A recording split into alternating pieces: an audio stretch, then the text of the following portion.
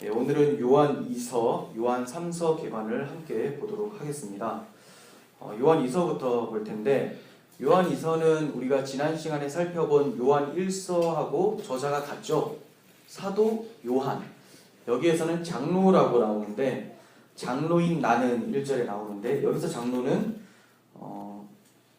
교회의 지도자, 그리고 좀 높여서 부르는 호칭이에요. 그렇다고 해서 장로 요한과 사도 요한이 다르다고 굳이 생각하실 필요는 없습니다. 요한 1서의 내용과 요한 2서의 내용이 상당히 유사성이 있고 문체도 비슷하기 때문에 그냥 그대로 사도 요한으로 보시면 되고, 이 사도 요한은 세베대의 아들로서 야고보의 또 형제였죠. 네. 그리고 수신자는 누굽니까? 1절에서는 택하심을 받은 부녀와 그 자녀들이라고 나와요. 택하심을 받은 부녀와 그 자녀들. 그냥 곧이곧대로 보시면 될 것 같아요.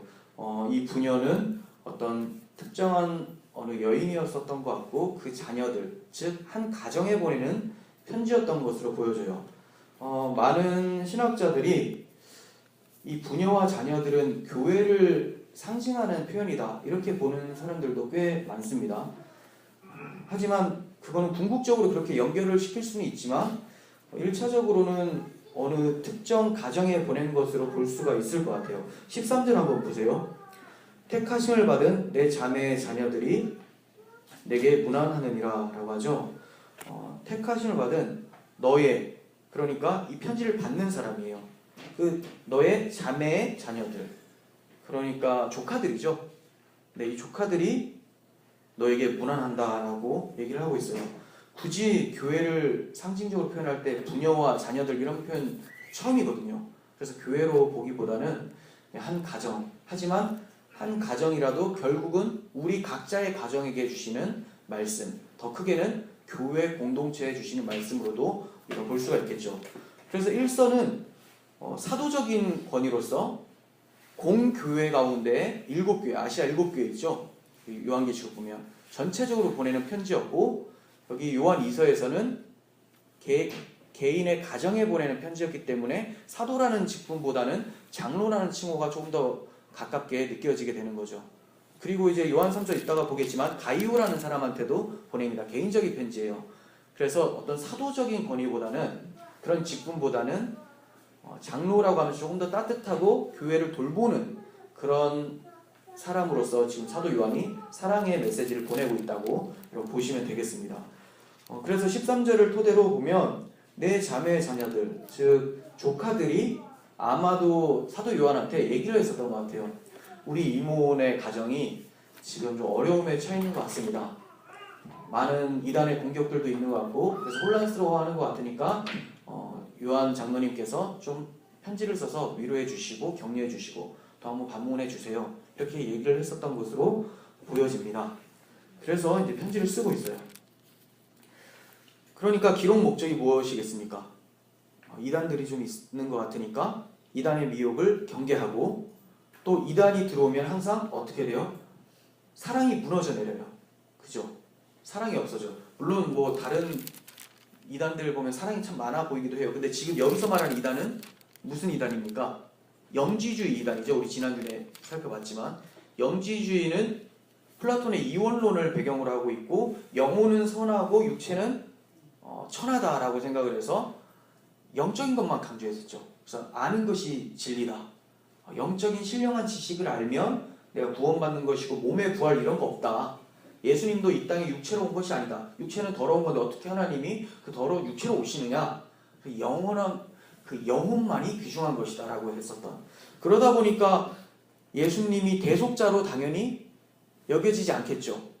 육체로 오셔야지만 우리의 죄를 위해서 죽으시고 고통을 당하시고 또 부활하심으로 우리를 하나님 앞으로 온전한 육체로 만들어서 인도하실 텐데, 육체로 오시질 않았으니까 단지 영적인 지식을 가르쳐 주시는 그런 선생으로 오셨다고 하니까 그분께 크게 감사할 이유가 없는 거예요.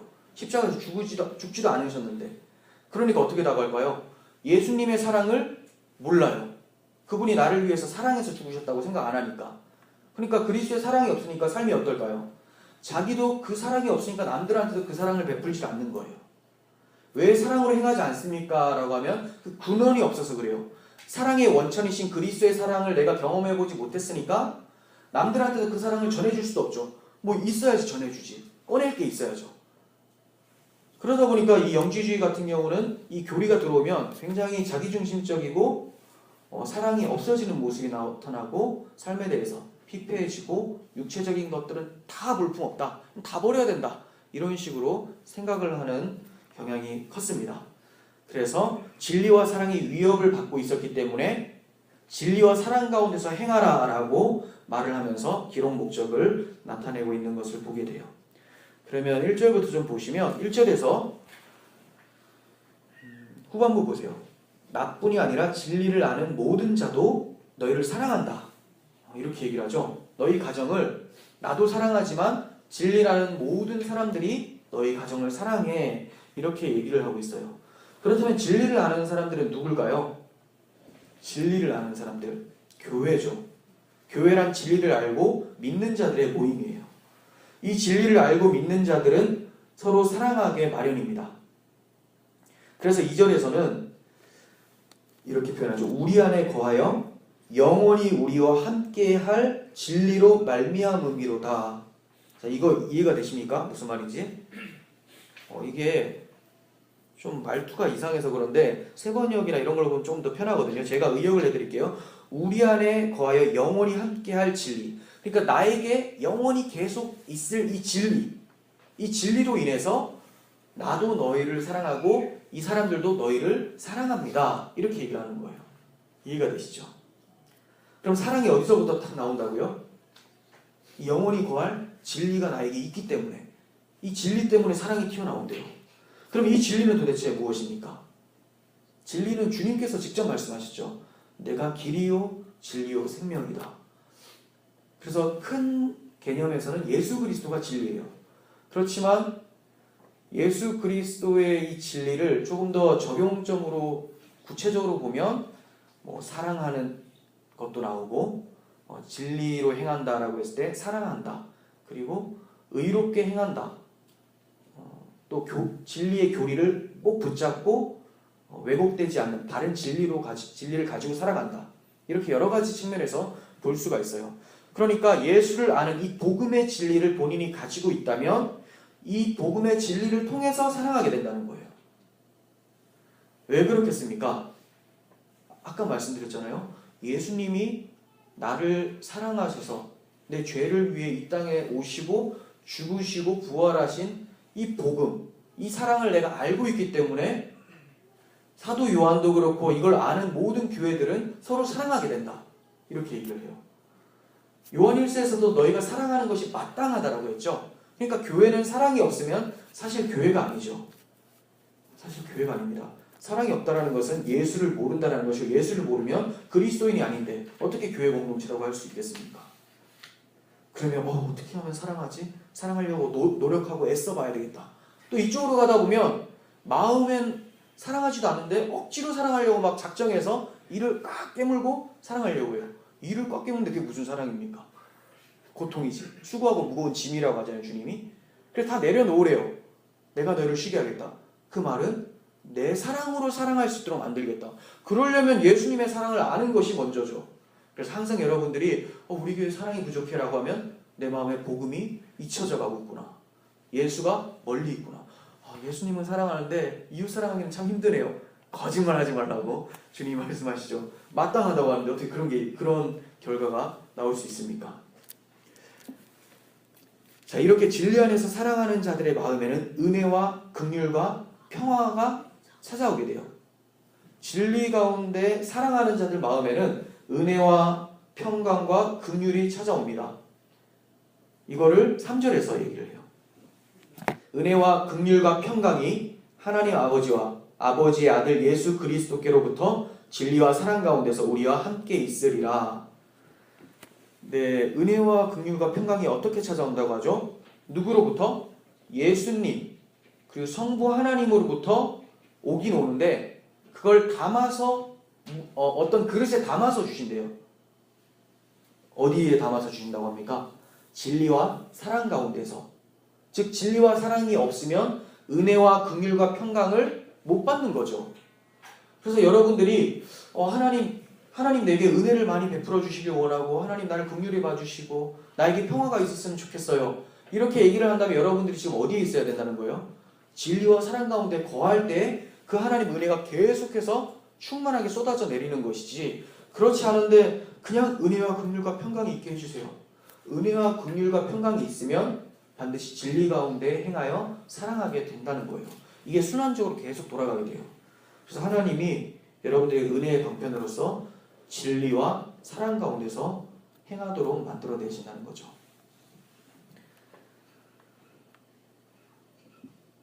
그런데 사도는 은혜와 평강이라는 보편적인 인사에다가 하나를 추가하고 있죠. 보통 바울도 그러고 다른 사도들도 은혜와 평강이 너희에게 있기를 원한다 라고 하면서 인사를 하잖아요. 여기 하나가 첨가가 돼요. 긍휼이라고 첨가가 됩니다. 긍휼. 왜 긍휼이라는 단어를 사용함으로써 뭔가 특별한 편지인 것처럼 만들고 있을까요? 긍휼은 어떨 때 사용하게 될까요? 긍휼이라는 말은 불쌍히 여기다죠. 어떨 때 불쌍합니까? 이 사람이 굉장히 힘들 때, 즉 사도 요한은 지금 수신자 가정에 힘든 일이 닥쳐오고 있다는 것을 알고 있는 거예요. 그래서 아까 조카들이 요한한테 우리 이모네 가정에 뭔가 어려운 일이 있는 것 같습니다. 좀 편지 좀 써주세요 라고 한 것으로 볼 수가 있는 거죠. 굉장히 어려운 일이 닥쳤어요. 바울 같은 경우도 긍휼이라는 단어를 굳이 쓰는 편지가 좀 있었어요. 그게 뭐냐면 복음을 위해서 수고하고 있는 믿음의 아들 디모데에게 편지할 때, 디모데 전서 후서의 인사말에 은혜와 긍휼과 평강 이렇게 나타나거든요. 다른 데는 별로 쓰진 않는데 여기서 그렇게 써요. 유다서에서도 긍휼을 첨가하면서 인사하는 것을 보게 됩니다. 즉 공통점이 뭡니까? 목사로서 이제 디모데가 나이도 어린데 여러 가지 고생을 할 것 같고 하니까 이제 긍휼한 마음을 가지고 쓰는 거고, 또 하나 유다서는 이단 교리에 대한 경계죠. 우리 다음 주에 살펴보겠지만 이 고난에 대해서 또 긍휼한 마음을 가지고 하나님의 긍휼이 있기를 바라는 마음으로 쓰는 것이죠. 이처럼 고난당하는 자들에게 필요한 것은 은혜와 평강은 물론이고 긍휼이 필요한 것을 말씀해주고 있는 거예요. 그러니까 복음을 위해 수고하고 고난받는 것에 미숙한 우리들이 이 말씀을 딱 들으면 하나님께 굉장히 죄송한 마음이 들죠. 난 긍휼히 여겨주세요. 긍휼히 여길 수 있을 만한 고난이 우리 삶 속에 별로 없잖아요. 그냥 내가 열심히 뭐 일하지 않아서 가난한 거 이런 거 말고 주를 위해서 박해받는 거,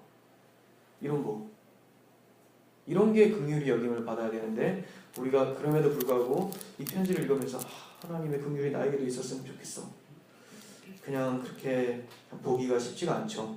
물론 우리의 믿음이 연약한 거에 대해서 긍휼히 여겨달라고 또 할 수는 있지만, 우리가 이 편지 1차 수신자 초대교회 성도들의 삶과 늘 대조하면서 비교해보면서 우리의 삶이 과연 주를 위해 얼마나 헌신되고 있는지를 좀 살펴봤으면 좋겠어요. 이제 사도는 진리의 열매인 사랑에 대해서 구체적으로 설명을 합니다. 그게 4절부터 진행이 되는데, 4절 보세요. 너의 자녀들 중에 우리가 아버지께 받은 계명대로 진리를 행하는 자를 내가 보니 심히 기쁘도다, 이렇게 얘기해요. 사도 요한의 마음을 심히 기쁘게 한 것이 무엇입니까? 계명대로 진리를 행하는 모습이었다는 거죠. 진리를 행한다는 것이 무엇입니까? 5절 보세요. 부녀여, 내가 이제 내게 구하노니 서로 사랑하자. 이는 새 계명같이 내게 쓰는 것이 아니요 처음부터 우리가 가진 것이다. 자, 이 말은 계명이 뭡니까? 그냥 계명하면 뭐가 떠올라요? 10계명. 10계명이 옛 계명이죠. 근데 예수님께서 내가 새 계명을 너희에게 주노니 서로 사랑하라, 이렇게 얘기했어요.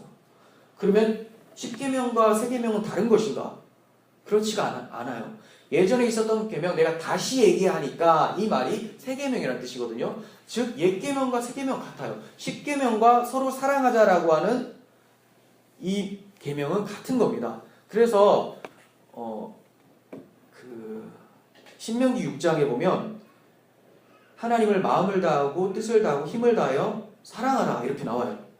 즉 하나님 사랑하는 것이 새 계명이죠. 하나님을 사랑하면 어디로 갑니까? 이웃을 사랑하라, 이렇게 되는 거예요. 그래서 지금 사도 요한도 내가 지금 뭐 너희가 모르고 있는 계명 말하는 게 아니다. 지금까지 잘 지키고 있었고 서로 사랑해왔던 거 이거 다시 얘기하는 거야. 이렇게 얘기를 합니다. 그러니까 계명은 사랑하라고 그 사랑을 실천하는 자를 가리켜서 진리를 행하는 자, 계명을 행하는 자 이렇게 말씀을 드릴 수가 있어요. 그런데 진리는 누구십니까? 진리는 예수, 즉 예수를 영접한 자들의 모습이 바로 계명 가운데 행한다. 사랑하며 산다. 이거죠. 사랑이 없이는 절대로 십계명이 온전히 지킬 수가 없어요. 살인하지 말라고 했어요. 근데 주님은 여기 정확하게 구체적으로 말씀하시죠.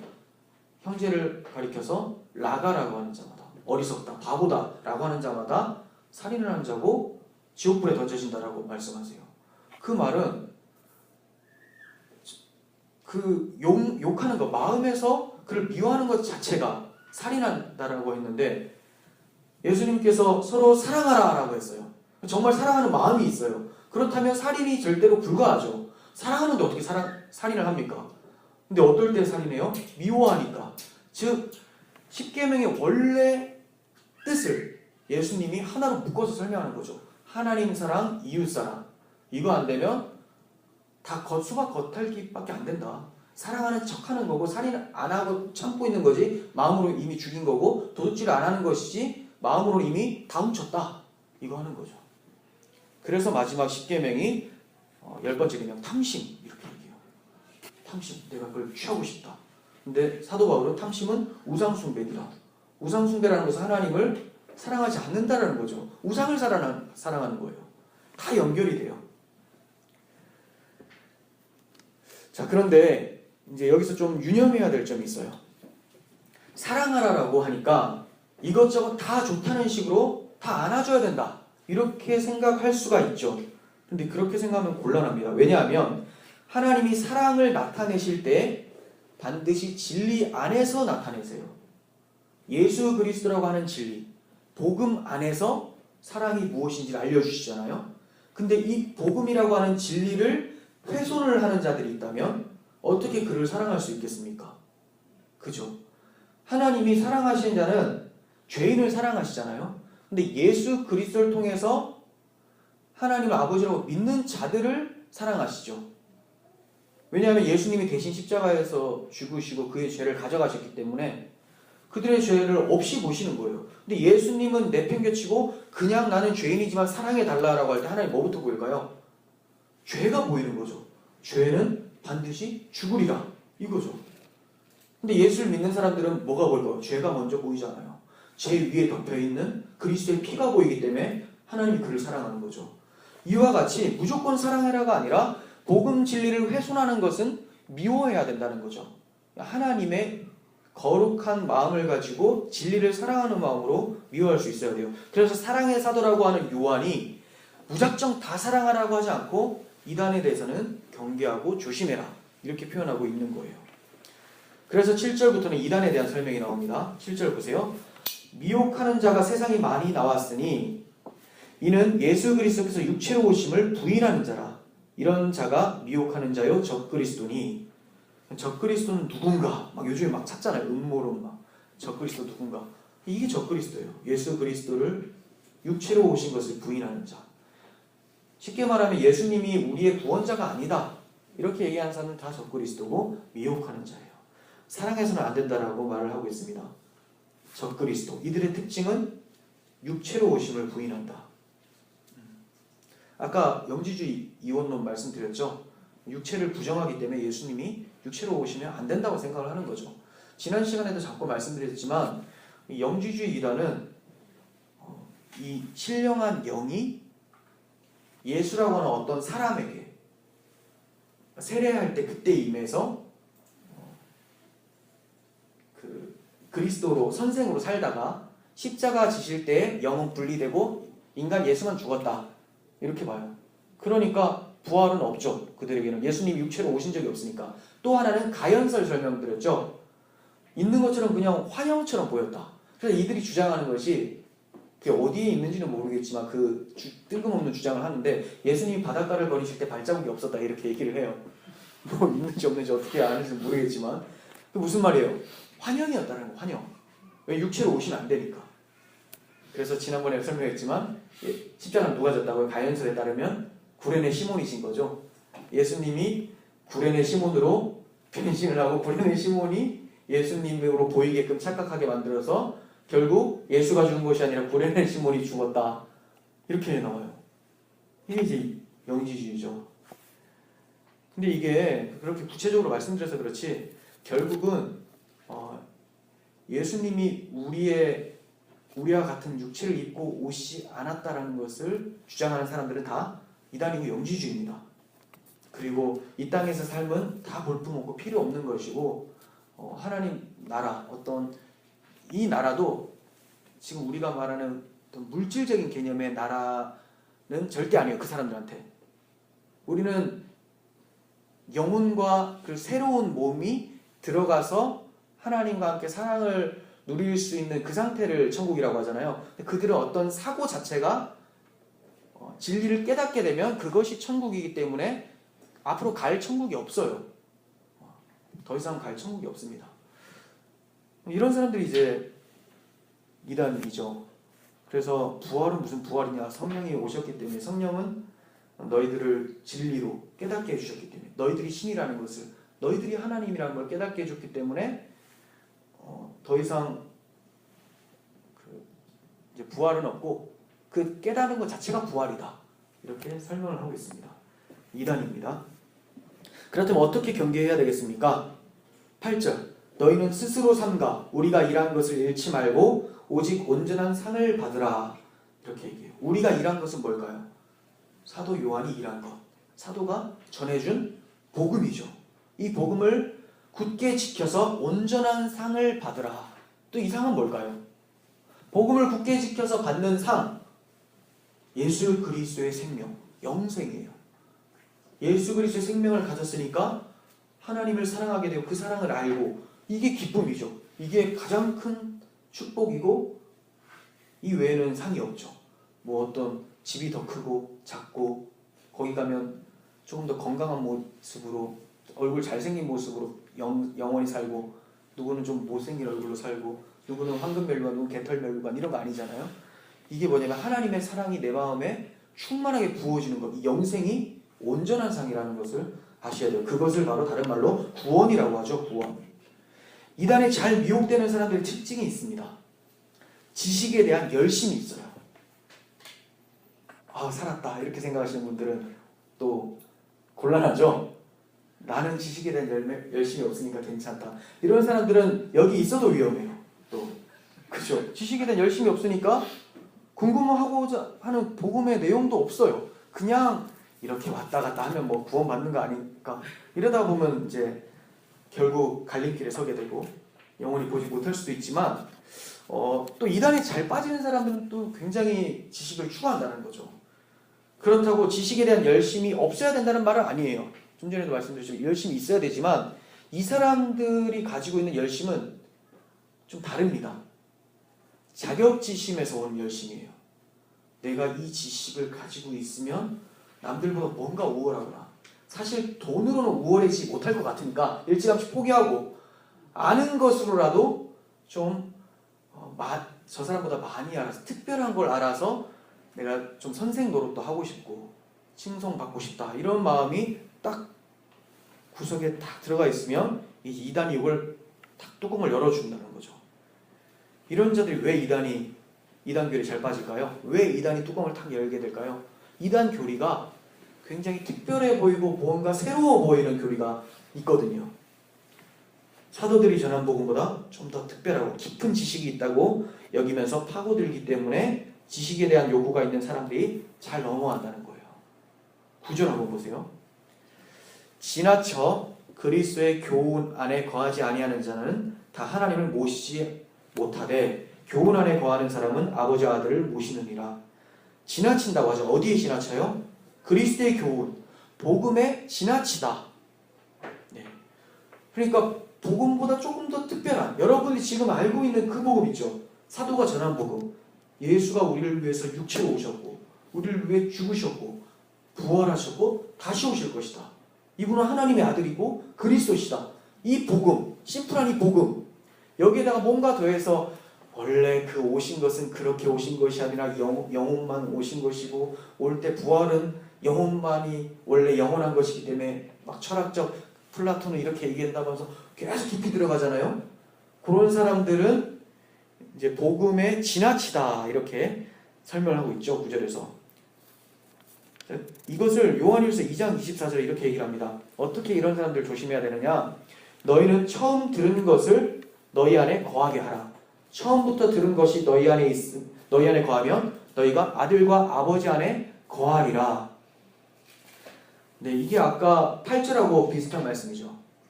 우리가 일한 것을 잃지 말고, 그리고 요한일서 2장 24절에서는 처음부터 들은 것, 복음, 여기에 굳게 서 있어야 된다 이렇게 얘기를 합니다. 영지주의 이단은 자신들만이 아는 영지가 있다고 주장하면서 복음의 경계를 넘어갔던 거예요. 이러한 교만에서 조심하시고 또 사도들이 전한 복음 안에 거하는 것이 영혼을 지키는 비결입니다. 사도는 이단 사상이 전염성이 상당히 강하기 때문에 근처에도 가지 말라 이렇게 표현을 하고 있어요. 10절 한번 보세요. 누구든지 이 교훈을 가지지 않고 너희에게 나아가거든 그를 집에 들이지도 말고 인사도 하지 말라. 그에게 인사하는 자는 그 악한 일에 참여하는 자다. 자, 이 말은 좀 많이 오해가 되어지기도 해요. 이단은 인사도 하지 말라. 이단하고 말도 섞지 말라. 그래서 이단을 사람 아닌 것처럼 무슨 마귀가 둔갑해가지고 나타난 것처럼 껍데기 딱 벗겨보면 뱀 있고 막 이렇게 생각하는 것처럼 무서워하고 경계한단 말이에요. 그렇게 말하는 게 아니에요. 긍휼함은 가져야 되죠. 네, 그도 영혼이니까 긍휼히 여겨야 돼요. 그런데 지금 여기 배경이 뭡니까? 영지주의 이단이죠. 굉장히 영지주의에 탁월한 자들이에요. 막 강의도 하고 다른 복음 막 전하는 지도자들껴 이런 사람들이 물을 흐리고 있어요. 복음을 훼손하고 있어요. 즉 이들을 인사하지도 말고 드리지도 말라는 것은 집에 들어오게 해서 함께 교제하면서 그 사상에 참여하지 말라 이렇게 보셔야 돼요. 그 사상에 참여하지 말라. 그들이 너무 물이 마시고 싶고 배고프다고 하는데 안 된다고 너한테는 줄 수 없다라고 그렇게 말하는 게 아니라 그들의 그 교리에 참여하지 말라. 네. 이렇게 보셔야 된다는 거죠. 사실 그러면 어디까지가 마지노선인가? 어디까지 긍휼히 여겨야 되고 어떤 사람은 또 긍휼히 여기면 안 되는 것인가? 근데 있어요. 그게 누구냐면 복음을 모르는 사람들, 성경 지식이 없어요. 그래서 복음을 전했을 때 이런 게 복음이었어. 예수님이 우리를 위해서 죽으신 거야. 이거를 모르고 있다가 들었을 때는 그 사람은 긍휼히 여김을 받을 만한 사람이죠. 그리고 거부한다고 해도 나는 근데 이게 잘 안 믿어져. 이게 어떻게 그래? 라고 하면 어떻게 생각해야 될까요? 내가 성경을 통해서 그에게 복음을 제대로 못 전했구나. 이렇게 볼 수가 있어요. 그런데 영지주의 이단은 좀 특별합니다. 왜냐하면 이들은 몰라서가 아니라 예수님이 오셨다라고 표현을 하고 있잖아요.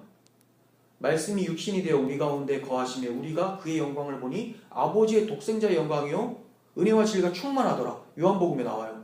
그런데 그걸 딱 보고도 우리 가운데 거하신 것은 육체로 거하신 것이 아니라 그냥 영으로서 말씀이 어떤 사람한테 싹 들어간 거다. 이런 식으로 해석을 바꿔버리는 경우. 알긴 다 알아. 무슨 내용인 줄 아는데 해석을 바꿔버린 경우에서는 예수님을 그리스도로 안 믿으려고 작정한 사람이죠. 나는 예수가 없어도 구원받을 수 있다. 나의 죄는 하나님을 부인한 죄가 아니라 신령한 지식을 모르는 것이 죄였기 때문에 죄가 없다.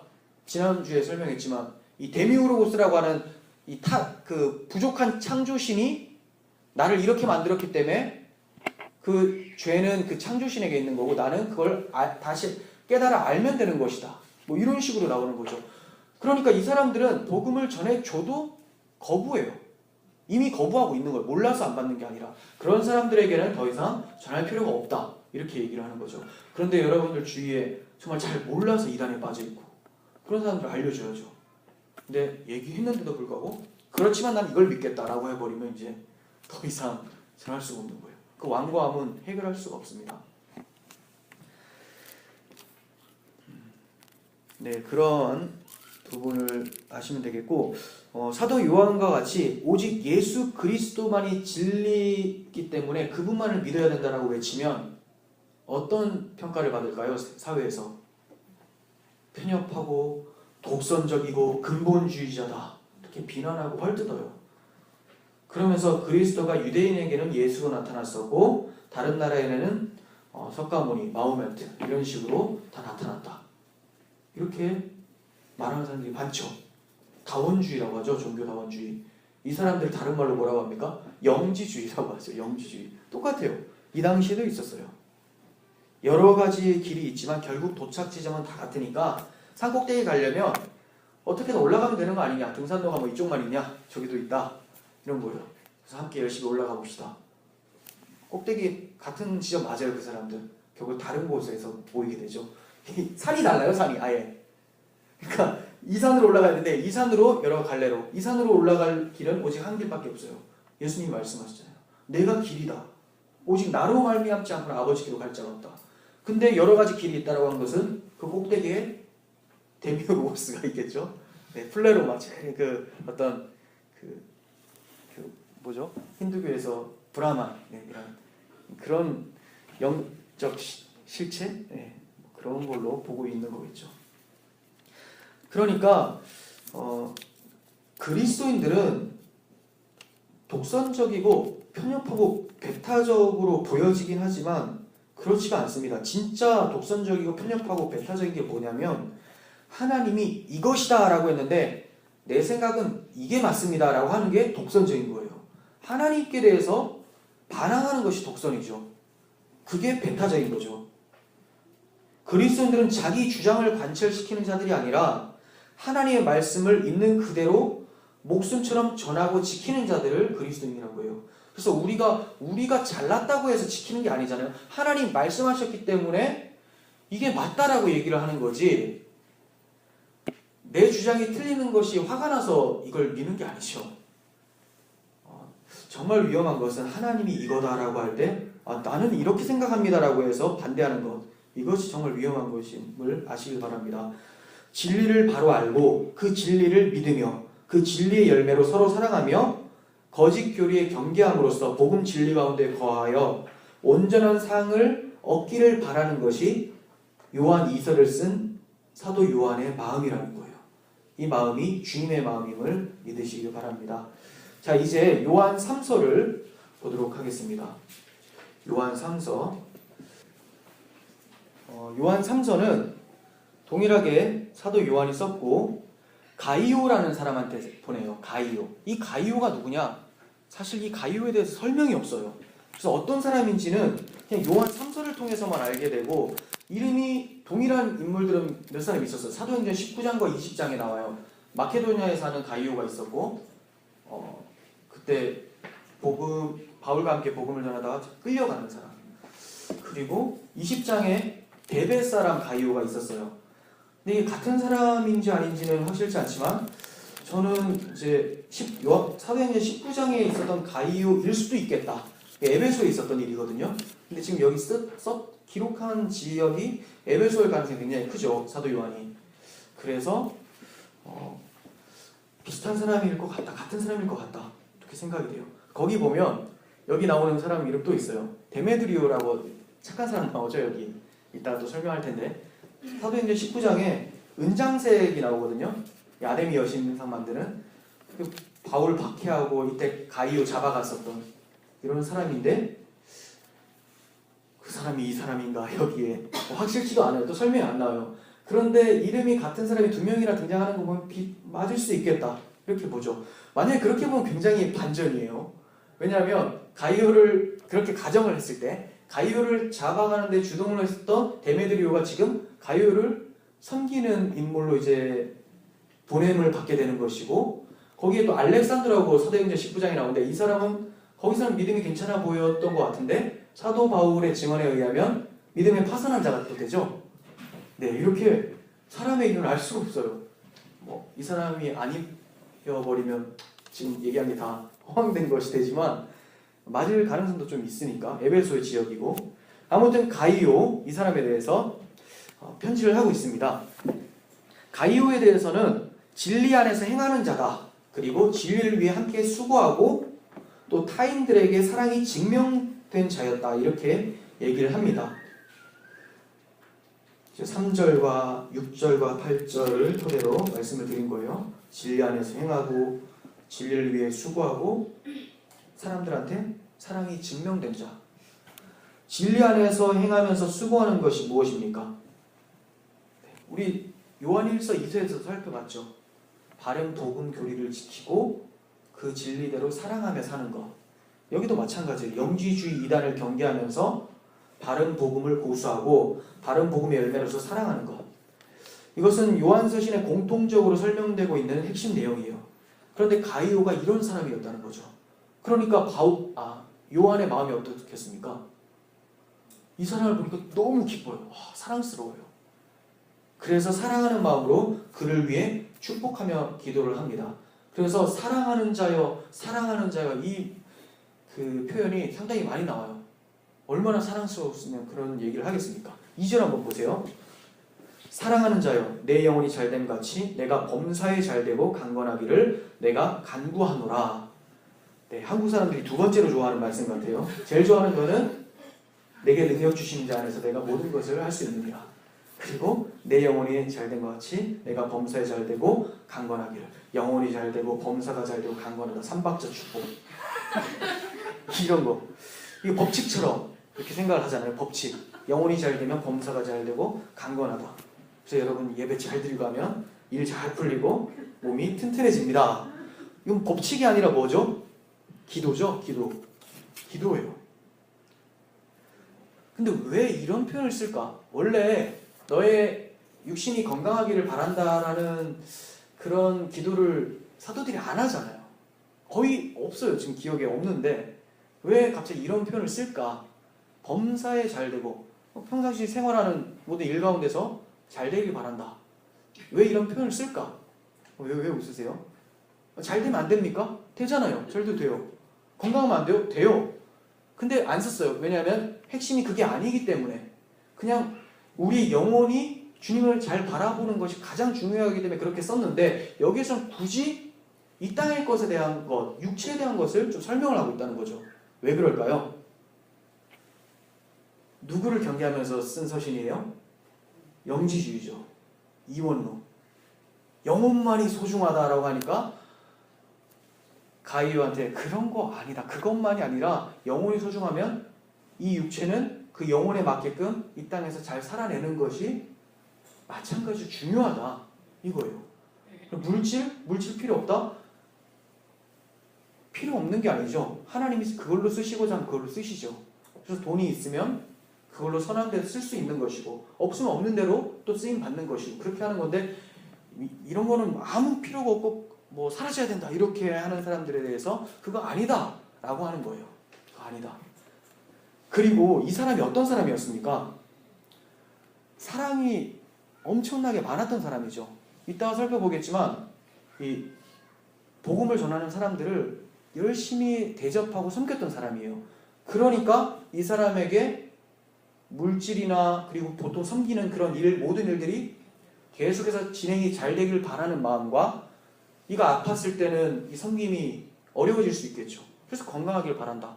이러한 맥락에서 주어지는 간구예요. 그런데 전제가 있어요. 이거 아무한테나 간구할 수 있는가? 아까 말씀드렸죠. 이 사람이 어떤 사람이라고요? 영혼이 굉장히 잘 돼 있는 사람이에요. 내 영혼이 잘 됨과 같이. 그러니까 영혼이 잘 되면 뒤에 두 개가 따라온다가 아니라 영혼이 잘 된 사람에게 요것도 건강하고 범사 일이 잘 되기를 바라는 마음에서 쓰는 거죠. 왜? 영혼이 잘못되면 이거 뒤에 거 찾아오잖아요.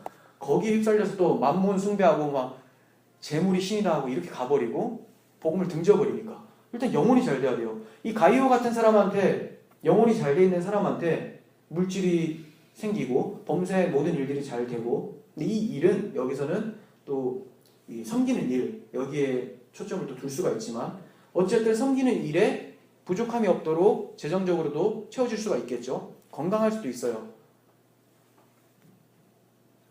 왜 이런 강구를 합니까? 이 사람이 영혼이 잘 되어 있기 때문에 이런 걸 줘도 이상한 데로 안 빠지고 오히려 하나님을 일을 위해서 사용될 수가 있습니까? 그리고 사랑하는 사람이기 때문에 당연히 아프면 마음이 아프죠. 여러분 자식을 위해서 하나님 부디 아프게 하셔서 그를 성장시켜 주시고 이렇게 안 하잖아요. 웬만하면 매 안 맞고 건강할 수 있도록. 근데 정말 그렇게 안 될 때는 때려서라도 하나님의 말을 듣도록 해주세요라고 하지만 무작정 하나님 때려서 말 잘 듣게 해주세요라고 한다면 그거 아파합니까? 아니잖아요. 그래서 저도 예담이를 위해서 기도할 때 이 아이가 하나님한테 얻어 터지지 않을 수 있도록 알아서 스스로 낮아지기를 바란다고. 그런데 낮아지지 않으면 가만히 내버려 두지 마시고 그때는 어떻게 해서라도 돌이켜 달라고. 이게 은혜니까. 근데 무작정 처음부터 하나님 좁혀가지고 저거 인간 좀 만들어주세요 이렇게 하면 사랑 없잖아요. 아니잖아요. 그러니까 사랑의 마음으로 간구하는 거예요. 자, 그래서 요한은 이 사람을 봤을 때 너무 기쁜 거죠. 이 기쁜 마음을 3절에서 표현하고 있어요. 형제들이 와서, 자, 이 형제들은 순회선교사를 얘기를 해요. 순회선교단 말고 순회선교사. 그 돌아다니면서 복음을 전했던 바울과 같은 사람들. 형제들이 와서 내게 있는 진리를 증언하되 내가 진리 안에 행한다 하니 내가 심히 기뻐하노라. 진리 안에 행하니까 너무 기뻐한대요. 내가 내 자녀들이 진리 안에 행한다 함을 듣는 것보다 더 기쁜 일이 없다. 지금 요한의 마음이 누구의 마음 같아요? 하나님 마음 같죠? 하나님 마음을 품고 그대로 쓰는 거예요. 목사가 이래야 되는데 영혼이 잘됨을 보고 더 기쁜 일이 없다라고 봐야 되는데 저 영혼이 딱 들어오면 플러스 돼서 헌금이 얼마나 더 올라가겠고 이거 생각하면 완전 사건이죠. 주님의 마음이 아니죠. 자, 우리도 이러한 모습으로 주님의 기쁨이 되어야 한다는 것을 우리는 좀 보게 돼요. 사도 요한과 같이 주님의 마음을 품고 또 가이오와 같이 진리 가운데 행하는, 그래서 주님의 마음을 기쁘게 해드릴 수 있는 그런 사람으로 서기를 날마다 스스로를 살펴봐야 되겠죠. 가이오는 진리 가운데 안주하고 있었던 것만이 아니라 복음을 위해 수고하는 자들을 영접함으로써 적극적으로 그들과 동역했다라고 말씀하고 있어요. 적극적으로. 많은 사람들이 복음을 위해 수고하는 데 있어서 소극적인 모습을 띄어요. 하지만 이것은 소극적인 것이 아니라 사실 관심이 없는 거예요. 믿음에는 소극적인 게 없어요. 이해하십니까? 믿음에는 소극적인 게 없습니다. 진짜 믿음이 심겨지면 소극적이 아니라 주를 위해 열심히 살려고 하죠. 생명을 다해 살려고 해요. 왜냐하면 그분이 나를 위해 생명을 다하셨기 때문에 그 사랑을 알기 때문에 적극적으로 살아가게 돼요. 근데 내가 복음을 위해 일하는 것에 대해서는 조금 소극적이에요. 그렇지만 예배는 잘 드려요. 이게 모순이죠. 그거는 소극적인 게 아니라 관심이 없는 거예요. 구약시대에도 이런 사람들이 있었어요. 예루살렘이 불타고 이스라엘 백성들이 포로로 끌려갔음에도 불구하고 그 사람들을 보는데 구경꾼처럼 쳐다봤었던 사람들이 있었습니다. 자기 일이 아니라고 생각하면서. 그 사람들과 이렇게 해서 예레미야가 애가를 통해서 이렇게 얘기를 합니다. 애가 1장 12절 지나가는 모든 사람들이여 너희에게는 관계가 없는가? 나의 고통과 같은 고통이 있는가 볼지어다. 여호와께서 그의 진노의 날에 나를 괴롭게 하신 것이로다. 이게 무슨 말입니까? 사람들이 막 포로로 끌려가는데 예레미야가 보니까 이 거짓 선지자들 딱 봤는데 애통함도 없어요. 그냥 남의 일처럼 강 건너 불구경처럼 쳐다보는 모습 보면서 너희들 이 사람들과 관계없는 사람들이냐? 나의 고통과 같은 고통이 너에게는 없냐? 하나님께서 나에게 이 심한 고통을 주셨다. 그들을 사랑하기 때문에, 하나님을 사랑하기 때문에. 근데 너희들은 왜 강 건너 불구경하듯이 바라보고 있느냐? 이렇게 얘기를 하죠. 오늘날에도 영혼에 대해서 이렇게 구경꾼들과 같은 신자들이 참 많아요. 복음을 전하는 사람들을 잘 대접해야 됩니다. 그 이유가 뭡니까? 하나님께서는 우리를 통해서 그들에게 하나님의 사랑을 대접하시기 때문에 그래요. 그냥 내가 사랑으로 대접하지 않아도 알아서 하나님이 사랑해 주시겠지. 그 말은 자기가 하나님의 사람이 아니라는 거죠. 하나님은 반드시 하나님의 사랑을 통해서 사랑으로 대접을 하세요. 누구에게? 이해가 되시죠? 그냥 갑자기 떡이 툭 떨어지는 것이 아니라 하나님의 사랑을 사용해서 떡을 갖다 주게 하는 거죠. 하나님의 사랑을 사람을 통해서 선행을 베풀고 복음을 증거하게 하세요. 갑자기 막 무인도인데 하나님의 음성이 들려져가지고 복음이 이런 곳이구나 이렇게 안 하신다라는 거예요. 전도에 밀어나는 것을 통해서. 그런데 내가 아니라도 하나님이 하시겠지라고 하면 하나님 하시죠. 근데 당신은 하나님이 택한 사람이 아니라는 거죠. 그렇게 되는 거예요. 그래서 우리는 복음을 전하는 사람들 잘 대접하고 이런 사람들을 가리켜서 복음에 동참했다라고 사도 요한이 얘기를 하고 있어요. 6절, 7절에서 복음에 수고하는 사람들이 어떤 사람인지 얘기를 합니다. 6절 한번 보세요. 그들이 교회 앞에서 너의 사랑을 증언하였느니라. 내가 하나님께 합당하게 그들을 전송하면 좋으리로다. 그렇게 하고 있는 거예요. 이는 그들이 주의 이름을 위하여 나가서 이방인에게 아무것도 받지 아니함이라. 이들이 돌아다니면서 복음을 전해요. 선교죠. 이때는 복음이 팽팽하게 전해지지 않았으니까 당연히 나아가서 모르는 사람 붙잡고 막 계속 복음을 전해요. 회당에서 선포하고. 그런데 주의 이름을 위해 나갔는데 이방인들에게 아무것도 못 받았대요. 아무것도 못 받은 건 아니에요. 뭘 받긴 받았어요. 매를 벌었죠. 학대를 받았어요. 그러니까 사랑은 받지 못했기 때문에 누가 사랑해줘야 돼요? 같은 형제된 사람들이 그리스도의 사랑으로 섬겨야 된다는 거예요. 주의 이름 때문에 나아갔기 때문에 그들은 주의 이름의 위로를 받을 필요가 있는 사람들입니다. 하나님은 순회 선교사 바울에 대해서 이렇게 될 것을 말씀을 하셨어요. 사도행전 9장 16절 한번 보세요. 그가 내 이름을 위하여 얼마나 고난받아야 할 것을 내가 그에게 보이리라. 자, 받기는 받죠. 뭘 받아요? 고난을 받아요. 누구를 위해서? 주를 위해서. 그럼 우리는 주님의 이름으로 그들을 위로하고 사랑해야 되는 거죠. 이렇게 선교자들, 전도자들, 이 사람들은 주님의 이름을 위해서 복음을 위해 싸우는 주님의 군사인 겁니다. 이 군사들에게 백성들은 당연히 양식을 지급을 해줘야 되죠. 그렇다고 저 사람만 군사라고 또 생각하시면 안 되고 어떨 때는 내가 군사가 될 수도 있고 어떨 때는 내가 지원하는 사람이 될 수도 있고 그럴 수가 있습니다. 그러니까 이들을 영접하는 것은 주의 이름을 위해서 나갔고 주의 이름을 가지고 나갔으니까 이들을 영접하는 자들은 누구를 영접하게 돼요? 주의 이름으로 왔으니까 주님을 영접하는 거죠. 왕의 명을 가지고 온 사신이 있어요. 그를 영접하면 왕을 영접한 거죠. 근데 그를 죽여버렸죠. 바로 전쟁이 난 거죠. 같은 거예요. 결국 이들을 영접하는 것이 주를 영접하는 거예요. 히브리서 기자는 가나안 땅에 있었던 라합이 이스라엘 군대의 정탐꾼을 영접한 것을 가리켜서 주님을 영접한 믿음이라고 간주를 했습니다. 히브리서 11장 31절. 믿음으로 기생 라합은 정탐꾼을 평안히 영접하였으므로 순종하지 아니한 자와 함께 멸망하지 아니하였도다. 네, 하나님 심판 안 받았다고 하죠. 하나님 백성으로 받아들여졌대요. 왜요? 정탐꾼들을 영접했기 때문에. 우리도 이와 같습니다. 하나님의 이름을 위해, 주의 이름을 위해 수고하는 사람들에게 사랑하며 대접해야죠. 또 그가 내가 될 수도 있는 것이고.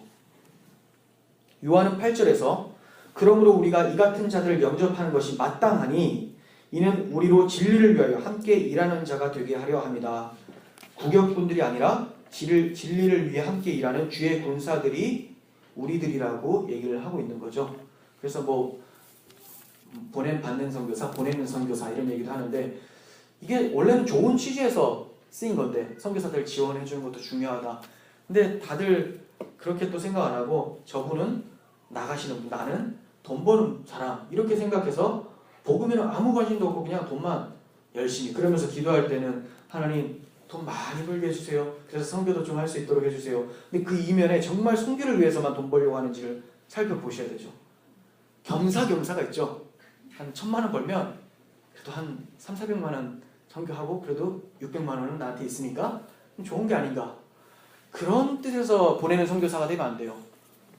내 마음이 내가 가서 전해야 되는데 그렇지 못하고 이 사람이 나의 손과 발, 주님의 손과 발이 돼서 대신 가준다라는 그 마음 때문에 간절한 마음으로 이것이 내가 지원하는 이 조그만 돈이나 이런 도움들이 하나님의 일에 귀하게 쓰임 받기를 원한다는 간절한 마음에서 해야 되는 거고 또 기도하는 것이지 어차피 벌 때 내 돈도 벌리고 선교비도 벌리니까 이런 식으로 생각하는 것은 하나님과 재물을 겸하여 섬길 수 없느니라 우상숭배의 죄를 범하게 되는 거예요. 그래서 지원하면서도 우리가 또 유혹받을 수도 있어요. 지원해놓고 뭐라고 합니까? 받은 선교사보다 보내는 선교사인 자기가 더 낫다고 생각을 해요. 돈 주고 고용했다고 생각을 하는 거예요. 교만이 막 찾아와요. 내가 줬으니까 너 그냥 보고하라고. 왜 열매가 없냐? 필리핀 선교했으면 한 1년 지났으면 한 20명은 그래도 생겼어야 되는데 아직 왜 2명이냐고.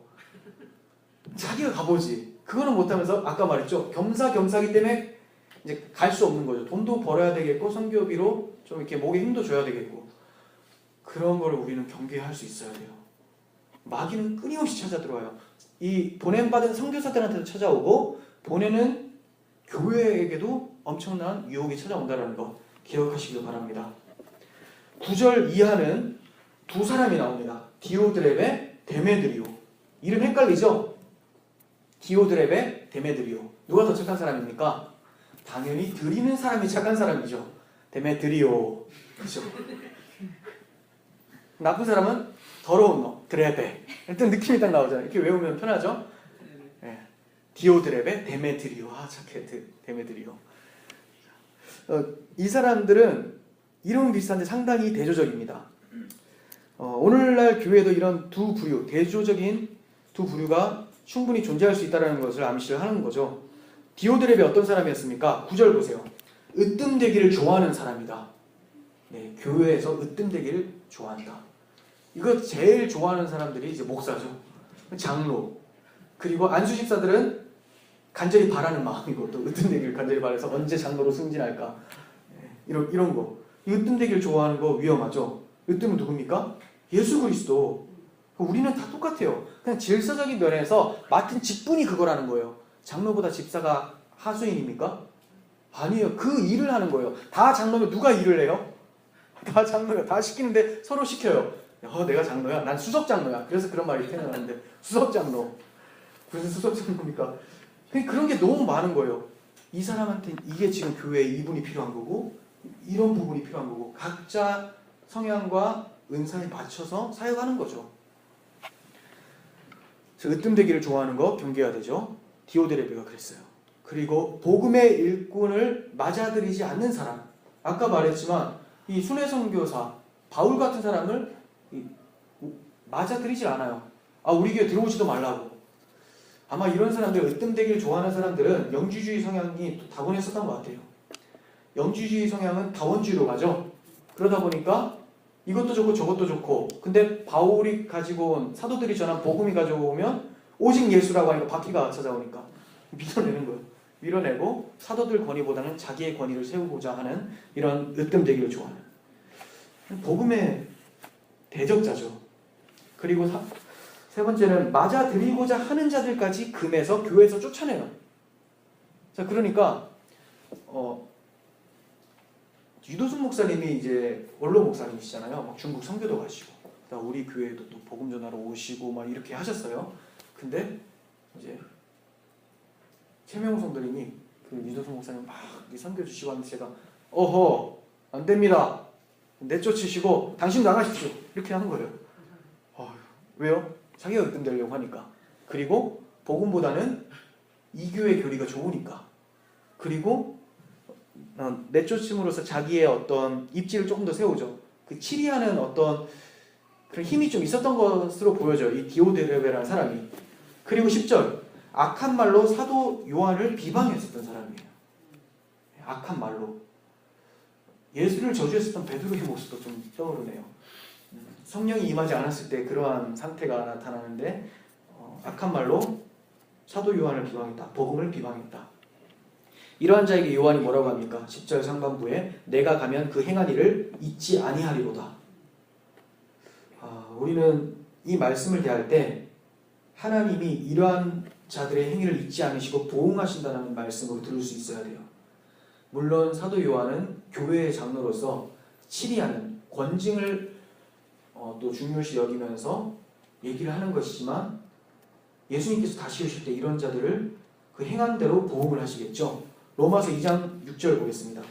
하나님께서 각 사람에게 그 행한 대로 보응하시되 참고 선을 행하여 영광과 존귀와 썩지 아니함을 구하는 자에게는 영생으로 하시고, 이거는 전제가 있죠. 예수 그리스도 안에서라는 거예요. 그냥 선 아니에요. 오직 당을 지어 진리를 따르지 아니하고 불의를 따른 자에게 진노와 분노로 하시리라. 우리는 이 말씀을 대할 때 하나님이 보응하실 수 있다. 두렵고 떨리는 마음으로 이 말씀을 대해야 됩니다. 그리고 12절 데메드리오 한번 보겠습니다. 데메드리오는 무사람에게도 진리에게서도 증거를 받았음에 우리도 증언하노니 너는 우리의 증언이 참된 줄을 아느니라. 네, 한 절에 증거라는 단어, 말티스라는 단어가 3번이나 사용이 됐어요. 그죠? 한 절인데. 이 사람은 완전 입증이 된 사람이에요. 이 사람처럼 우리 모습이 교회 지체들 사이에서 증거가 돼야 되고, 또 진리에게서 증거라는 것은 복음에 입각해서 진리가 훼손되지 않고 바른 올바른 복음을 가지고 있다고 증명이 되어져야 되고, 또 우리도 증언한다라고 해서 교회 지도자들에게도 증거를 받을 만한 그런 사람이었다는 거죠. 우리도 그러한 자인지를 돌아봐야 돼요. 모든 사람들이 다 증거를 하는 거죠. 근데 요즘에는 무슨 증거를 받는지를 모르겠어. 어떤 직분이 세워질 때도 그렇고, 보냄을 받고 신학교 지원하는 것도 그렇고, 선교사로 나가는 것도 그렇고, 직분 세워지는 것도 그렇고, 사람들한테 공적인 증거가 있어야 되고, 또 말씀을 통해서 이 사람이 믿고 있는 신앙 고백이 올바른지도 봐야 되고, 그리고 교회 지도자들, 목사와 장로가 봤을 때 정말 합당한지, 여기까지 공적인 절차를 거쳐서 그렇다라고 되면 직분이 세워지고 보냄도 받고 신학교도 지원하고 해야 되는데, 그런 게 필터가 전혀 없다 보니까 신학교 들어가서도 이상한 사람들이 많이 양성이 되는 거죠. 우리는 이 말씀을 우리 교회에 주시는 말씀으로 받을 수 있어야 돼요. 데메드리오와 같은 사람, 하나님께서 기뻐하시는 사람이죠. 사도 요한은 왜 데메드리오를 가이오에게 보내는 걸까요? 디오드레베와 같은 사람 때문에 복음을 위해 수고하는 사람들을 영접하고 함께 동역하는 것이 방해가 받고 있었죠. 방해를 받고 있었는데 데메드리오를 보내서 위로를 받고 함께 힘있게 사역할 수 있도록 도와주기 위해서 보내주는 거예요. 네, 그래서 혼자보다는 둘이 낫죠. 혼자가 나을 때도 있어요. 그런 사람들은 디오드레베, 둘이가 나을 때는 데메드리오. 13절 보겠습니다. 내가 내게 쓸 것이 많으나 먹과 붓으로 쓰기를 원하지 아니하고 속히 보기를 바라노니 또한 우리가 대면하여 말하리라. 요한 2서에서도 이와 비슷하게 마치는 것을 볼 수 있죠. 요한 3서에서도 이렇게 마쳤는데 2서 12절 내가 너희에게 쓸 것이 많으나 종이와 먹으로 쓰기를 원하지 아니하고 오히려 너희에게 가서 대면하여 말하려 하니 이는 너희 기쁨을 충만하게 하려 함이라. 네, 두 개 비슷하게 마칩니다. 왜 이렇게 마치고 있습니까? 우리는 이 두 말씀을 통해서 주님의 마음을 느낄 수 있습니다. 주님의 마음. 첫 번째는 쓸 것이 참 많다는 거예요. 쓸 것이 참 많아요. 주님께서도 우리가 이단에게 빠져서 믿음에 파손할까봐 계속해서 우리에게 말씀하고 계신다는 것을 아셔야 돼요. 그래서 가이오가 받은 이 편지뿐만이 아니라 66권의 성경이 우리에게 주어진 거죠. 믿음에 확고할 수 있도록 주신 하나님의 은혜의 증거가 바로 성경이라는 거예요. 쓸 것이 너무 많아서 우리한테 이 많은 말씀 주셨잖아요. 그럼 우리는 부지런히 이 말씀 가운데 거하여 이단을 경계하고 사랑 가운데 행해야 되는 것이죠. 두 번째는 속히 가서 얼굴을 보기 원한다라고 해요. 여기서 먼저 사도 요한의 마음을 보면 속히 가서 얼굴 보기 원한다. 굉장히 사랑하는 마음 때문에 빨리 만나고 싶고 간절해요. 할 말도 많고 인격적인 관계를 원하는 거예요. 그냥 글자 가지고 이렇게 얘기하는 것이 아니라 인격적인 관계. 요한은 그럴 수 있어요. 그죠? 본인이 영도 아니고 그럴 수 있습니다. 가고자 하는 마음이 있어요. 이처럼 우리의 그 성도 간의 교제와 예배가 그냥 단지 편지 정도나, 또 요즘에 이런 거 많죠. 인터넷 예배, 유튜브로 저는 볼게요. 오늘은 못 나갔으니까 이런 거. 이게 요한 같은 경우는 되게 놀래죠. 나는 그토록 저 성도가 보고 싶고 함께하고 싶은데 유튜브로 볼게요. 그럼 여러분 사랑하는 사람들 연애하는데 나는 오늘 바쁘니까 너를 그냥 화상통화 하나만 보고 싶다 이렇게 합니까? 어떻게든 길을 쓰고 만나려고 하는데 성도 간의 교제는 안 만나려고 그렇게 또 길을 쓰고 애를 쓰죠. 어떻게든 안 나가도 또 목사님한테 설교를 또 들었다고 얘기를 해야 되니까 유튜브를 이거 어떻게 해야 될 것 같은데. 네. 아무튼 여러분들은 유튜브 안 들으시죠? 다 오시니까. 네, 다 오시니까. 오시고도 또 듣고 하시면 좋을 것 같아요. 네, 그렇습니다. 그리고 또 여기서 주님의 마음도 보게 돼요. 11절 하반부 한번 보세요. 선을 행하는 자는 하나님께 속하고 악을 행하는 자는 하나님을 배웁지 못하였느니라 라고 하면서 하나님 얼굴 보는 것을 언급을 하고 있죠. 그러면서 속히 가서 얼굴 보기를 원한다라는 것은 하나님이 사도 요한을 통해서 하나님의 마음을 나타내 보인다라고 느껴져요. 즉 악을 행하는 자는 하나님을 배우지 못하지만 선을 행하며 진리 가운데 있는 자는 하나님이 속히 가서 얼굴 보기를 원하신다라는 거죠. 이러한 주님의 마음이 사도 요한을 통해서 성도를 향한 사랑으로 나타나고 있는 거예요. 지금 여러분들이 진리 가운데 행하면서 사랑을 행하고 또 섬기고 이단을 경계하고 충성되이 살아가고 있다면 하나님은 여러분들을 간절히 보고 싶어 하시는 거죠. 다른 교훈으로부터 처음 받은 진리를 지키면서 그 진리 안에서 행하고 또 서로 사랑하고 이 진리를 위해 힘쓰는 자들을 대접하며 살아가다가 주님의 얼굴을 배우는 우리 모두가 되었으면 좋겠습니다. 기도하겠습니다.